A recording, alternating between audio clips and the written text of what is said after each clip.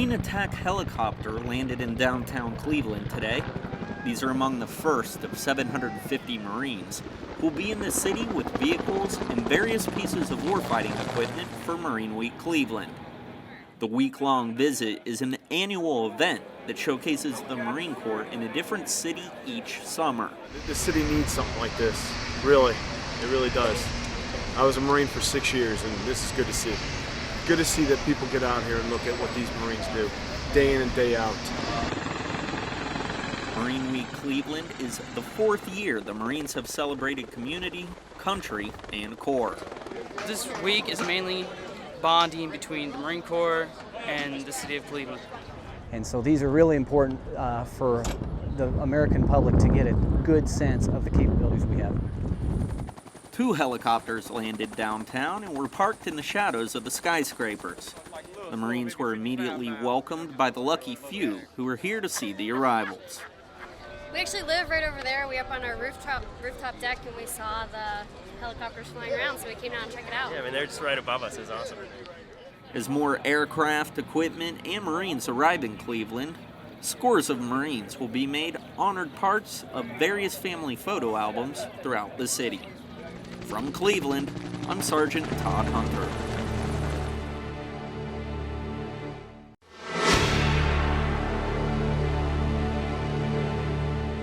Combat town. Today, a notional stronghold for an enemy force. And unfortunately for my friends here, Echo Company's on the way.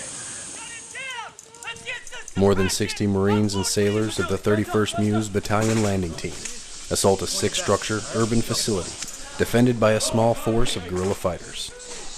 Operating in an urban environment provides unique challenges for the Marines to overcome. With adjacent units, such as 2nd Platoon, you know, like this urban area right here, it's real close, so you have to watch out with your fields of fire. Through battle-tested fire and maneuver tactics, the Marines secure the compound in less than 30 minutes and gain valuable experience in urban operations. Marine Sergeant Paul Robbins, Jr., Central Training Area, Okinawa, Japan.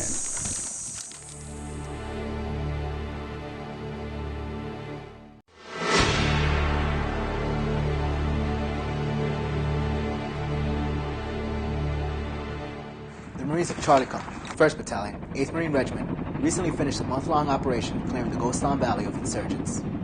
The main goal of the last 30 days was to put a company as deep into the enemy territory as possible and allow it to conduct operations to disrupt the enemy's activities, primarily its safe havens and some of its command and control areas.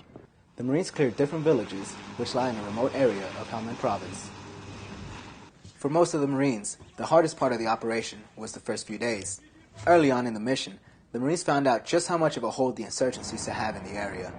The village of Payawak was pretty strongly defended on tree lines, and they had prepared defensive positions that allowed them to tuck away and prevent our weapon systems from having an effect. So we had to get pretty close to them. The Marines of Charlie 1-8 had support from 1st Tank Battalion at the start of the operation. The tanks were basically our big brothers. I mean, the infantry can do a lot, but without the supporting units, it's pretty hard to work. Tanks were in a lot of overwatch positions. They held some pretty serious terrain. Once the Marines finished clearing the villages of insurgents, they got to know the local population. They wanted to address any concerns villagers had and to gather information on insurgents who may still be in the area. The Marines have done an outstanding job day in and day out. My heart is warmed thinking about all the effort that they've put in, talking every day with people that they've never met. Through the work of Marines for Charlie 1-8, there is now a stronger foothold for the Afghan government in an area once filled with insurgent activity. Corporal Ed Gallo, Gostan Valley, Afghanistan.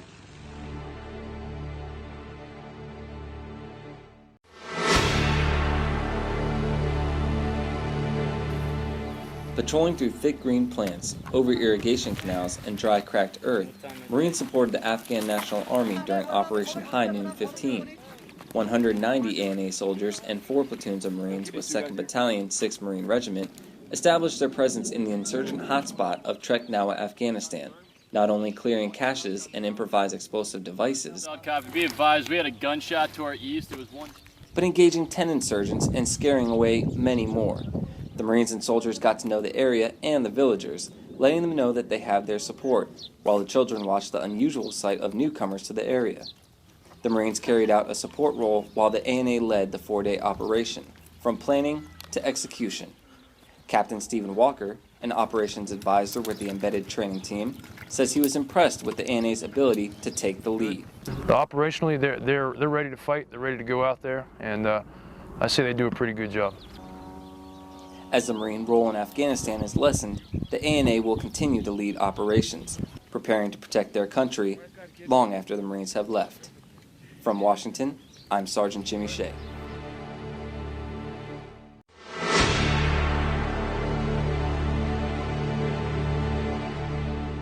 Outmanned and outgunned, approximately 50 Marines from Battalion Landing Team 2nd Battalion, 1st Marines, 31st Marine Expeditionary Unit defend a simulated town against the onslaught of a reinforced brigade. Marines of Company G endure heavy explosive attacks and an endless hail of machine gun fire as they attempt to repel the assault of the Australian Army's 1st Brigade.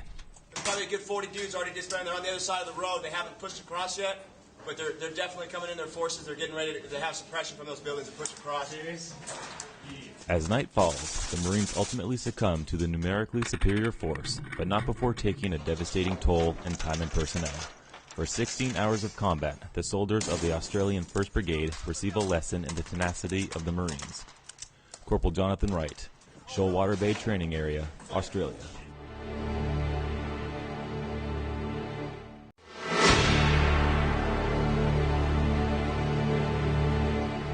The primary threat on all service members' minds when they leave the security of their forward operating base or patrol base is improvised explosive devices. This tactic continues to be the enemy's #1 method of engaging coalition forces who are conducting mounted or dismounted patrols. To help remove this threat from the battlefield, explosive ordnance disposal technicians are spread throughout the battle space. In the Sangin area of Helmand Province, Baker Company, 1st Battalion, 7th Marines, is responsible for patrolling the streets and eliminating insurgent activity. Supporting Baker Company in this mission are two-man EOD teams from 1st Explosive Ordnance Disposal Company. Basically, the main mission as an EOD tech or as an EOD team is to mitigate and dispose of explosive hazards that are in the way, hindering missions of the ground forces out here right now. The two-man EOD teams consist of one non-commissioned officer and one team leader. The teams support both the Brown Zone, which is a densely populated area with multiple compounds and structures, and the Green Zone, an area with heavy vegetation, and ensure explosive hazards are rendered safe. Basically anything that's explosive that needs to be rendered safe obviously is going to fall within our job description. The teams are prepared to travel throughout their area of operations at a moment's notice to investigate, remove, or destroy any explosive hazard the infantry company may encounter. We'll support them as they need us, basically on call throughout the day. If they feel necessary, or if we feel necessary, we will embed with them and go on routine patrols or named operations. The unique skill set that these EOD non-commissioned officers and team leaders bring to the fight is critical to successful operations and has saved countless lives. If we did not have EOD, one, when we came across explosives, when we came across mines, when we came across IEDs, we would have to drive around them and they would stay there because we wouldn't be able to dismantle them. Two, I think you have a lot more civilian casualties because without EOD, they would still be out there. So it allows us to do our job, allows us to get from one place to another, and it's a great team effort. The EOD technicians enjoy the opportunity to work alongside one another in a combat zone. I get to serve with some of the finest Marines you'll ever meet, which are in the EOD community. And then on top of that, you get supported by some more of just outstanding Marines here in the infantry battalions, and it's truly a blessing to be able to call yourself an EOD tech. Reporting from Helmand Province, Afghanistan, I'm Sergeant John Jackson.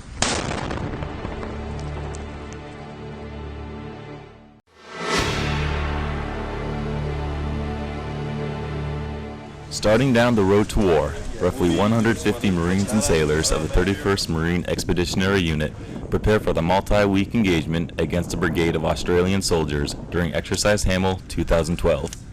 Gulf Company of Battalion Landing Team 2nd Battalion, 1st Marines, will use their distinct tactics and abilities to test the oncoming Australians with a fighting style foreign to their own, adding that extra sense of uncertainty and realism to the scenario. The U.S. Marines will bring a very light expeditionary focus to this operation. We'll see a little bit of what they do, of their tactics, techniques, and procedures, and they'll see some of what we do.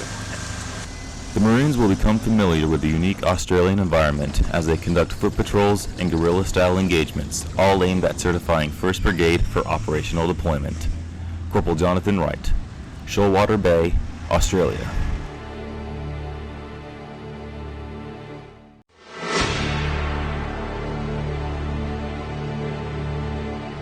Today, we're basically replacing a Humvee engine.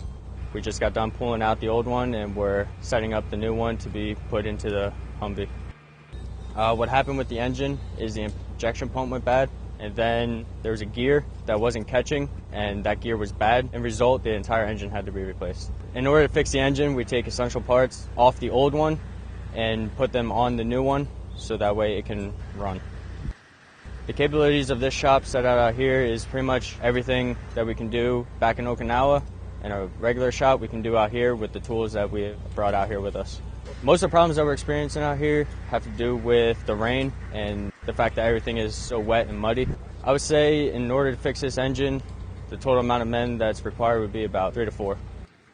In order to put the engine back into the Humvee, first you have to take it out of the crate that it comes in, which we use the wrecker here to lift it up, and then we set it into the engine bay and bolt it down. Coming to Korea with 12th Marines has been pretty interesting. It's been fun so far. Hopefully the weather will break and we'll get some good sunlight and dry everything up.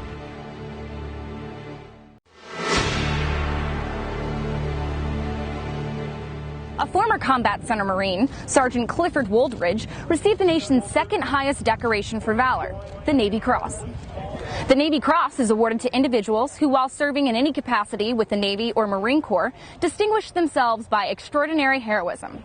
To warrant this decoration, the act or execution of duty must be performed in the presence of great danger or at great personal risk. Sergeant Woldridge was awarded the Navy Cross at the Lance Corporal Torrey L. Gray Field May 18th for his heroic actions in Afghanistan. With his M249 SAW machine gun, Woldridge led a fire team through a counter ambush on 15 enemy combatants. While providing security for his fire team's withdrawal, he came face to face with 2 enemy fighters and engaged in hand-to-hand combat with a third.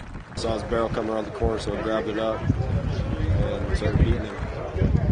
Undersecretary of the Navy, the Honorable Mr. Robert O. Work, presented Sergeant Woldridge with the decoration.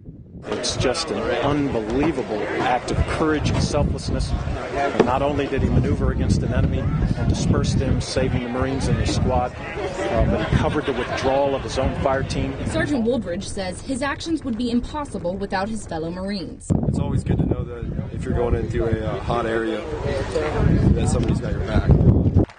Reporting for the Combat Center, I'm Lance Corporal Lauren Kirkamillis.